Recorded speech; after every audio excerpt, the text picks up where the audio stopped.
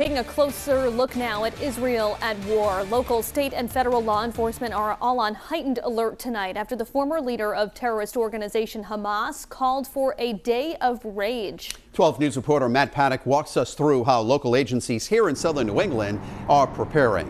Matt? Well, Rhode Island and Massachusetts are home to fusion centers, as state police are keeping an ear to global chatter to keep communities across the country safe.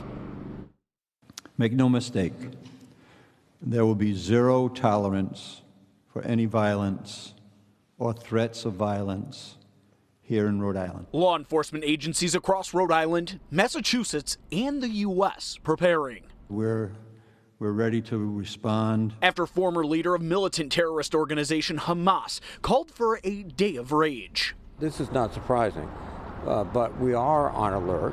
We should pay attention. Causing concern for potential violence across the globe. But here in southern New England, going to be interconnected with intelligence organizations, FBI, and other organizations across the country. Law enforcement leaning on fusion centers for support. Centers which gather and share threat-related information on a local and international scale to try and deter acts of terrorism. Sharing information now about what's happening in the mosques and synagogues and things that perhaps might be the subject of an attack. That's the kind of information that's shared in a fusion center. As Rhode Island State Police tell me, they're increasing patrols around houses of worship and community centers. Mass State Police ready to assist communities with any protest and civil disorder.